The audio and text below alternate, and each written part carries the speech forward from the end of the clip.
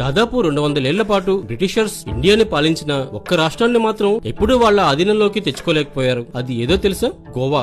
మరి బ్రిటిష్ వాళ్ళ చేతిలో పడకుండా గోవా ఎలా తప్పించుకుంది తెలుసుకుందాం. ఇది హిస్టరీలో చాలా ఆసక్తికరమైన విషయం. బ్రిటిష్ ఇండియాకి రాకముందే పోర్చుగీస్ వాళ్ళు 1498లో ఇండియాకి వచ్చారు. వాస్కోడగామా ఇండియాకి సీ రూట్ కనుగొన్నాక పోర్చుగీస్ వాళ్ళు ట్రేడ్ ప్రారంభించారు. క్రమంగా వాళ్ళు గోవాని స్వాధీనం చేసుకున్నారు. బ్రిటిష్ వాళ్ళు ఎంత ప్రయత్నించినా గోవాని పోర్చుగీస్ వాళ్ళ నుండి తీసుకోలేకపోయారు. అలా గోవా బ్రిటిష్ రూల్ లోకి వెళ్లకుండా 400 ఏళ్ల పాటు పోర్చుగీస్ వాళ్ళ ఆధీనంలోనే కొనసాగింది. అంటే మిగతా ఇండియా మొత్తం బ్రిటిష్ రూల్ నుండి విముక్తి కోసం పోరాడుతుంటే గోవా మాత్రం పోర్చుగీస్ రూల్ నుండి స్వేచ్ఛ పొందేందుకు పోరాడింది. ఆసక్తికరమైన విషయం ఏంటంటే ఇండియా 1947లో స్వాతంత్ర్యం పొందిన తర్వాత కూడా గోవా ఇంకా పోర్చుగీస్ వాళ్ళ రూల్ లోనే కొనసాగింది. కొంతకాలం తర్వాత 1961లో ఇండియన్ గవర్నమెంట్ ఆపరేషన్ విజయ్ ప్రారంభించి గోవాని అధికారికంగా ఇండియాలో కలిపేసింది. అందుకే గోవాలో ఉండే కట్టడాల్లో, కల్చర్లో, వంటకాల్లో పోర్చుగీస్ వాళ్ళ ప్రభావం